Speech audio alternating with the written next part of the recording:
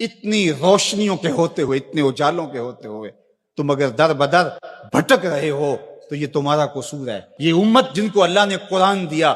اور محبوب علیہ السلام کی احادیث بھی ہمارے پاس حرف حرف پہنچی، لیکن پھر بھی اگر کوئی اندھیرے میں ڈوب جائے تو پھر یہ اس کا قصور ہے۔ تو اس کتاب کے ہوتے ہوئے ہمارے دل زنگ آلود نہیں ہو سکتے، لیکن ہم نے اس کتاب کے ساتھ جو سلوک کیا،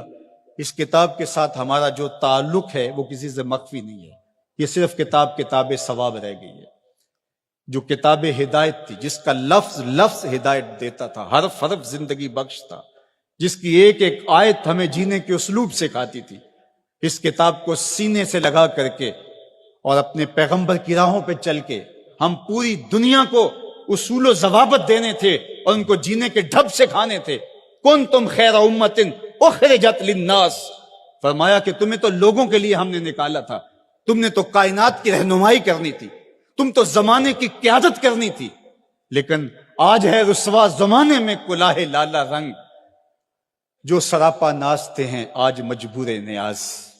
رو رہے ہیں آج وہ دشت جنوب پرور جہاں، رقص میں لیلا رہی لیلا کے پروانے رہے۔ خیر تو ساکی سہی لیکن پلائے گا کسے، اب نہ میں کش رہے باقی نہ میں خانے رہے۔ آج ہم گلی گلی رسوائیوں کی داستان لیے پھرتے ہیں، پوری دنیا کے اوپر ایک انچ جگہ بھی ایسی نہیں جہاں آتش و آہن برستا ہو اور وہ زمین کفار کی ہو۔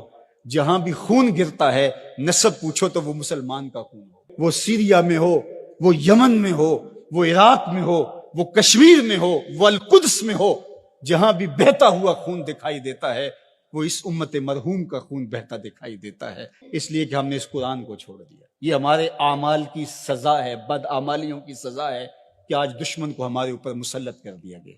اور ہمیں رسوائی اور ذلت کے قعر مذلت میں ڈال دیا گیا۔